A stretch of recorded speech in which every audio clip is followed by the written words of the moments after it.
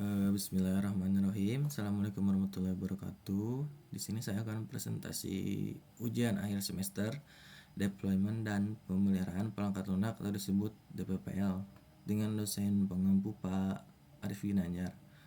Perkenalkan, nama saya Tirana Syambar Ahmad Paraga dengan NPM 41155050210034. Baik, kita di sini akan membahas tentang deployment dan maintenance dalam SDLC.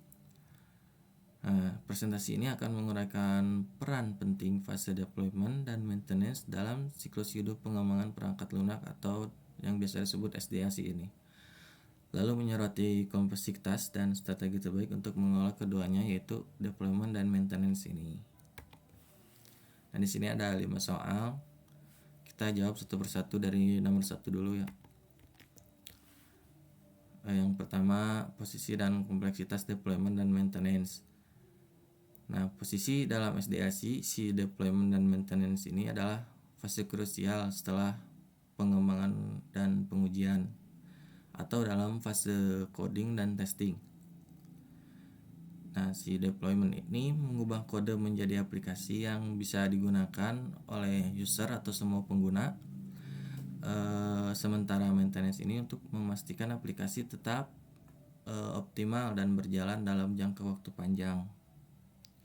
Nah, mengapa si deployment dan maintenance ini kompleks? Ada 4 alasan mengapa si deployment dan maintenance ini kompleks. Yang pertama itu ketergantungan infrastruktur dalam lingkungan produksi yang kompleks dan beragam. Yang kedua, dampak langsung dari pengguna, yaitu setiap perubahan berisiko mengganggu layanan. Yang ketiga itu skalabilitas dan kinerja, memastikan aplikasi dapat menangani beban secara stabil, misal banyak transaksi dalam sekian detik, itu akan menyebabkan aplikasi error. Nah, untuk yang terakhir itu keamanan, untuk menjaga data dan sistem dari ancaman dari luar yang terus berkembang dari tahun ke tahun mengembangkan virus. Nah, contohnya itu pada industri, misal ada perusahaan teknologi akibat gagal deployment fitur baru, ini menyebabkan server downtime, bisa menyebabkan error ke dalam aplikasi dan tidak stabil, yang menyebabkan kerugian finansial dan reputasi yang signifikan. Yang menjawab pertanyaan nomor 2, strategi deployment yang efektif, saya membaginya menjadi 3. Yang pertama itu ada blue green deployment, yaitu menjalankan dua lingkungan infrastruktur yang identik atau biasa disebut biru dan hijau. Nah, si pengguna ini ditempatkan pertama-tama di biru, dan di hijau ini deployment untuk menguji fitur baru. Setelah semua fitur berhasil diuji dan berhasil dicoba, maka si pengguna dialihkan ke hijau. Si blue green deployment ini cocok untuk sistem kritis dan meminimalisir downtime gitu. Lalu yang kedua ada canary deployment, yaitu menguji fitur baru ke sebagian kelompok lah, masuk misalnya kelompok canary. Nah, jika si fitur itu berhasil dan stabil, maka diluncurkan ke seluruh pengguna secara bertahap atau ke semua kelompok diluncurkan. Nah, si canary deployment ini cocok untuk menguji fitur baru dengan risiko terkontrol pada pengguna nyata dan tidak menyebabkan downtime yang berlebihan. Yang terakhir itu ada rolling deployment, yaitu mengganti instansi aplikasi lama dengan yang baru secara bertahap, satu persatu dalam batch kecil. Si rolling deployment ini cocok untuk aplikasi stateless dengan banyak instansi. Ini meminimalkan dampak jika terjadi masalah. Misal terjadi versi, misal kita mau pindah ke versi terbaru nih. Nah itu di versi terbaru itu masih banyak error dan bug, kita rolling lagi ke instansi aplikasi yang lama untuk menunggu di aplikasi versi terbaru itu stabil dan relevan untuk pengguna. Yang ketiga itu kategori maintenance di dalam aplikasi cloud. Saya memilih dua di sini. Maintenance-nya itu corrective maintenance dan preventive maintenance. Nah, kita ke corrective maintenance dulu. Si corrective maintenance ini berfokus pada perbaikan bug dan error serta cacat yang ditemukan setelah fase coding atau fase deployment. Nah, di dalam aplikasi cloud ini cloud merespon cepat terhadap anomali kinerja, kesalahan log atau insiden keamanan.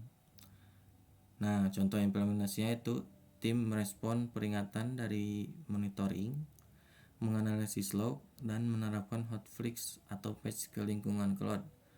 Serta otomatisasi rollback sangat penting untuk meminimalisir downtime aplikasi atau error.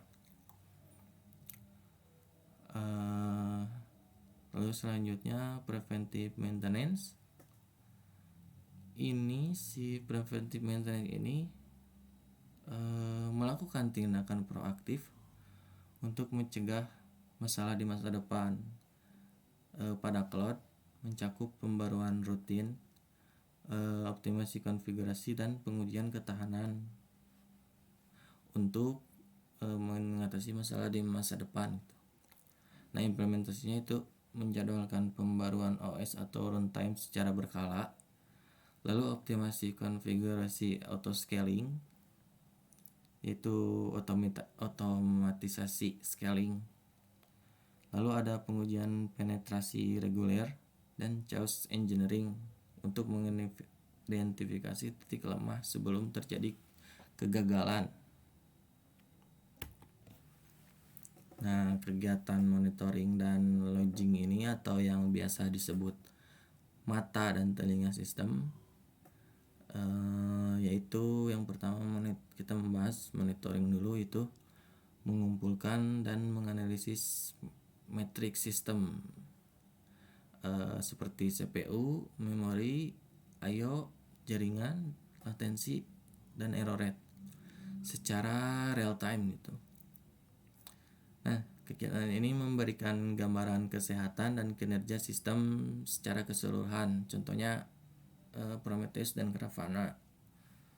Lalu logging itu merekam setiap peristiwa yang terjadi dalam aplikasi dan infrastruktur, seperti permintaan HTTP, error aplikasi, dan autentifikasi. Nah, kegiatan logging ini memberikan detail spesifik tentang apa yang terjadi pada waktu tertentu. Contohnya Elcastex atau Elasticsearch, Logstash, dan Kibana.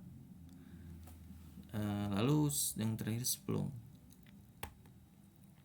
Nah, rencana deployment dan maintenance microservice di cloud. Sebagai DevOps Engineering, fokus saya adalah otomatisasi, keamanan, dan ketahanan. Nah, CI/CD pipeline otomatis. Jadi setiap ada perubahan kode akan memicu si pipeline CI/CD ini mengotomatisasikan build, pengujian, dan deployment. Nah, CI atau integrasi berkelanjutan, memvalidasi kode, menjalankan unit dan integrasi tes secara otomatis, dan memastikan kualitas kode sebelum deployment kegunaan CI ini. Nah, lalu ke CD itu deployment berkelanjutan. Nah, setelah pengujian CI berhasil, maka otomatis deployment ke lingkungan staging dan kemudian produksi menggunakan strategi Bluegin atau Canary deployment. Nah, untuk kegiatan strategi containerization dengan Kubernetes, saya menggunakan Docker dan diatur oleh Kubernetes. Ada 3 alasan saya menggunakan Docker dan diatur oleh Kubernetes ini, yaitu yang pertama untuk mengisolasi dan portabilitas itu. Jadi setiap layanan berjalan dalam kontainer terisolasi, dipisahkan lingkungannya itu agar mudah dipindahkan antar lingkungan. Yang kedua ada skalabilitas otomatis. Si Kubernetes ini secara otomatis menskalakan layanan berdasarkan beban yang diterimanya. Lalu yang terakhir ada manajemen sumber daya, itu mengoptimalkan penggunaan sumber daya cloud. Nah, pada segi keamanan dan pemeliharaan proaktif ada 4. Yang pertama itu patching keamanan otomatis menggunakan alat seperti Renovate atau Dependabot untuk secara otomatis mempelajari dependensi dan menerapkan patch keamanan. Lalu ada scanning kerentanan, itu terintegrasi dalam pipeline CI/CD untuk memindai kerentanan di kontainer, image, dan kode. Lalu ada audit keamanan rutin, itu tim melakukan audit konfigurasi cloud dan praktik keamanan secara berkala untuk menjaga keamanan aplikasi. Yang terakhir itu monitoring dan alerting, yang mengimplementasikan Prometheus dan Grafana ini untuk monitoring metrik kinerja dan status kesehatan aplikasi, dan logging terpusat atau ELK stack untuk analisis error, bug, dan insiden. Nah, yang terakhir strategi rollback cepat. Nah, meskipun kita serba otomatisasi dan pengujian ketat, kegagalan masih bisa terjadi gitu. Nah, oleh karenanya kemampuan rollback cepat adalah kunci. Nah, ada 3 cara rollback cepat ini. Yang pertama ada immutable infrastruktur, itu deployment baru setelah membuat instansi baru, bukan mengubah instansi yang sudah ada gitu. Yang kedua rollback otomatis. Nah, jika monitoring mendeteksi masalah setelah deployment, maka si sistem akan secara otomatis memicu rollback ke versi yang stabil yang sebelumnya. Nah, untuk fase strategi deployment dan Blue-Green Canary memungkinkan pengalihan traffic cepat ke versi lama yang stabil gitu dengan risiko minimal,